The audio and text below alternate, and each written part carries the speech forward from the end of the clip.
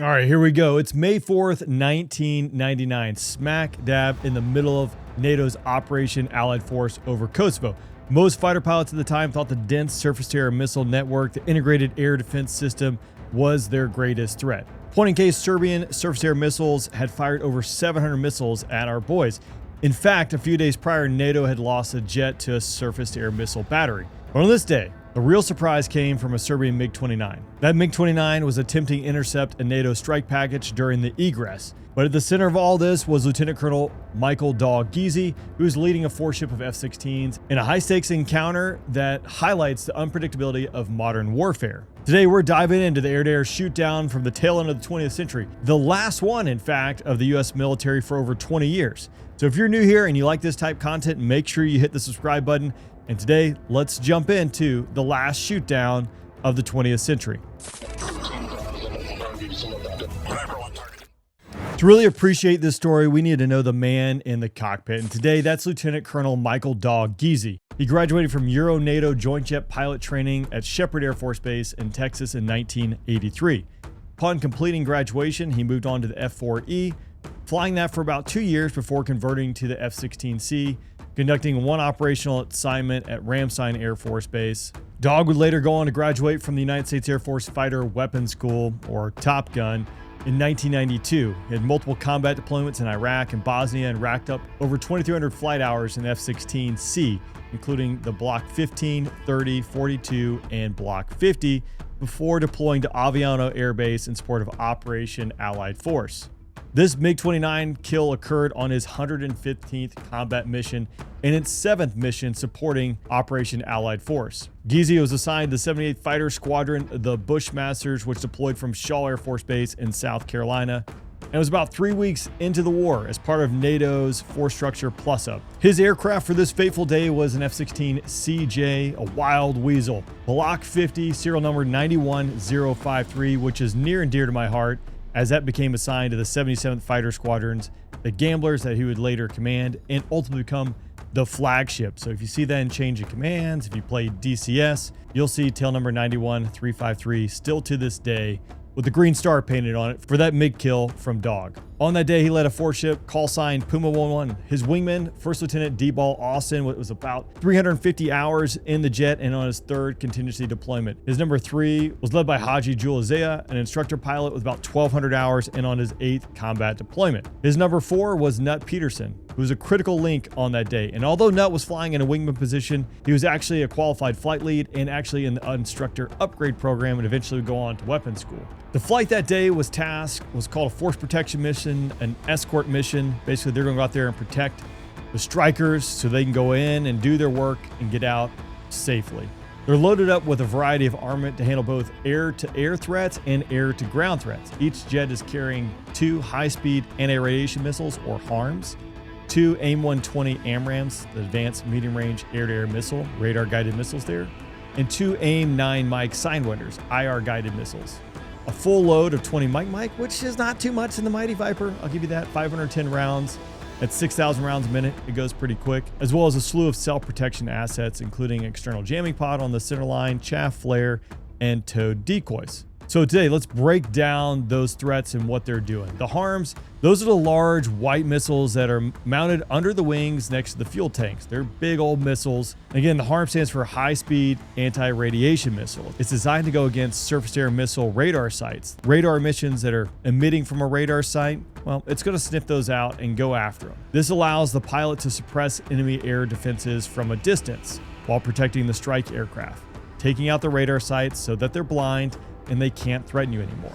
Block 50 F-16s are also configured with a HARM targeting system, an HTS pod. This allows him to sniff out those radar sites and more effectively target and maneuver around these radar sites so that, again, they can take them out and protect the strikers or themselves. Now for the air-to-air piece, the wingtip missiles, those are AIM-120 AMRAAMs, radar guided, beyond visual range for air-to-air engagements. They also carry AIM-9 Mikes, shorter range, infrared missiles. Those are on the inboard stations, also mounted underneath the wings. And then you got the old trusty 20 Mike Gatling gun when it's time to get in close in the phone booth for a knife fight. Their job is to protect the strikers from both air threats and ground threats on that. It's a dual role. and its showcase is just a capability of the F-16. Now, the Block 50 is predominantly focused on SEAD, suppression of enemy air defense missions. However, they're ready for whatever comes their way.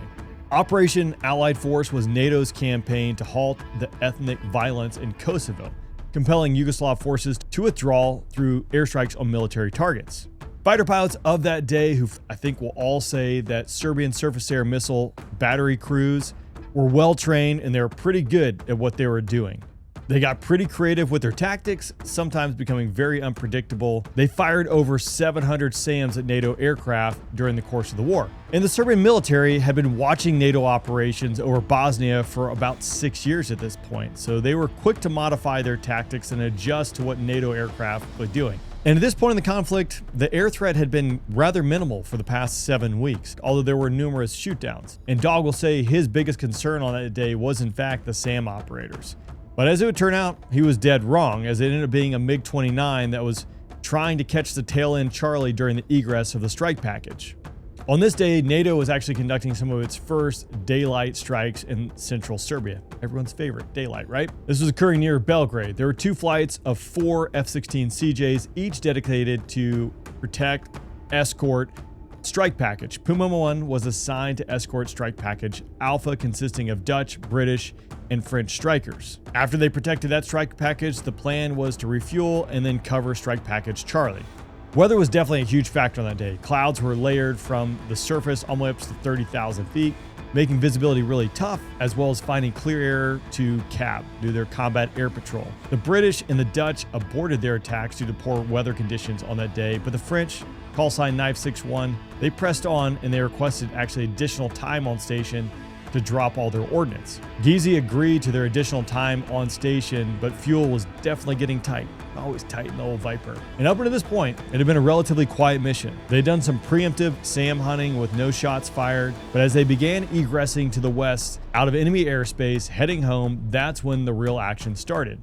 On their egress, the AWACS controller started to make some radio calls about a bogey, additional radio calls about beyond visual range rules of engagement, which Dog will say again was pretty confusing, and he was trying to sort that out in his head while worrying about fuel and covering the strikers on their egress. He coordinated with Panther 2-1, the other 4 ship of F-16s, to try and get their radars looking down track where the enemy or the bogey threat had popped up. But they were quite a ways back from Dog's 4 ship and their radars rather limited. As they worked the egress, the AWACS controller came on and made a bogey call, which Dog will admit that he missed. It was actually Nut, his number 4, that chimed in on interflight, calling out the bogey. With Nut's SA building comm, Dog turned the 4 ship around in a wall formation to point towards the threat. The AWACS was making calls about rules of engagement that honestly were quite confusing to Dog. Dog coordinated with Panther 2-1 to try and get them to turn the other 4 ship of F-16s that was out there to look down track and get their radars on the enemy aircraft. Again, they were ways back, so the radar's rather limited as far as what it can see and how much they would be able to affect and help the fight. Dog was sorting a lot of things in his cockpit, from the low fuel state, determine if he would actually be able to successfully complete the engagement. They needed to roll their bingo to Sarajevo if they couldn't hit the tanker on the exit. The rules of engagement, again, which were quite confusing. There's a lot going on here as he's trying to run the intercept on this MiG-29 that's popped up. They climbed into the 30s, driving into a known surface-air missile threat zone. Not really what you want, but that is what it is. Now, as a fighter pilot, some of the things you're thinking about, is this a SAMbush? Is there an enemy aircraft that's drawing me into a surface-air missile engagement zone, the MES? You want to jettison your external fuel tanks, which they forgot to do. Again, the fog of war and the chaos that happens with it. The AWACS declared this MiG-29 hostile 7 times. Also, the MiG-29 illuminated Dog with his radar. These are all things he can use to build for hostile intent to meet per the rules of engagement to engage this aircraft. Now he's battling the rules of engagement, making sure he's good to go, managing the 4 ship as well as managing their fuel state, which remember they stayed on station for the French fighters to attack multiple times. They're pretty skosh on gas, so he's running through that in his head, like, can they make it? Do they need to change their divert location to Sarajevo? Can they make it to Sarajevo in the event that they complete this engagement? And then can't make it to a tanker. Now, as you might imagine too, again, working through the lawyer of this and making sure that the rules of engagement are met. Those are playing through Dog's head. He tries to get Panther 2-1, the other 4-ship of F-16s, to assist, get their radars pointing down track to help build some situational awareness, but they're a good ways behind, and the radars really are of no help at this point. The range closed faster than Dog wanted. It was beyond visual range initially, but definitely not quite where he wanted to be. But he fired 2 AMRAAMs in rapid succession. If you're going to fire one, you might as well fire 2 if it's that important. The missiles arced sharply, driving right through the HUD field of view. It felt like an eternity for those missiles to come off the rail. Dog just kind of remembers how impressive it was to see those AMRAAMs maneuvering in that high-G, high-speed environment to square the corner and strike the enemy MiG below. Thinking he might be the only one to see this and witness it, he made sure he rolled up to look at the maneuvering MiG below, just in time to see the explosion and the MiG careen out of the sky. He called out Splash 1 twice for emphasis. D-Ball Austin watched both missiles also impact, seeing the MiG execute a defensive beam maneuver last minute as it broke apart and fell from the sky. Radar tape also confirmed the direct hit, debunking any notions that friendly SAM engagement from the Serbians actually shot down one of their own. The Serbian pilot was later identified as Lieutenant Colonel Milenko Pavlik, commander of the 204th Fighter Aviation Wing, and he had taken off on that day to defend his hometown against NATO formations. A courageous but ultimately doomed effort in his case. He ejected from the aircraft, but he did not survive it. Post-shootdown, Puma 1-1 flight turned to egress back to the west, climb up to go find a tanker, only to find that their tanker had moved and was actually 100+ miles further than they anticipated. Strike Package Charlie, which were they then supposed to support after refueling, ultimately canceled due to weather. So with extra gas, some clean jets, Dog and his 4-ship went supersonic back to Aviano. They went up tactical initial, what every fighter pilot wants to do. However, he does admit it was probably a little risky that day because of all the rain, but they're pretty excited about it. When he got into D-arm at the end of the runway, his crew chief asked, "How'd it go?" Which he responded with, "Pretty good." Shot down a MiG. The place erupted. As you might imagine, those D-arm crews were pretty excited to see those AMRAAMs empty and knowing that they were successfully employed. Dog later also credits his formation with just the discipline that followed. There was no cowboy radio calls. It was clean, pristine, and by the book. Later in an interview, Dog says, I'm sure the equipment, the poor aircraft serviceability, the lousy Soviet-era style training that the Serbs went through, all was a factor for that MiG-29 pilot to get shot down. The F-16CJs they were flying were full up rounds, 100% mission capable, ready to go, all the equipment working, and he attributes that a lot to his success that day.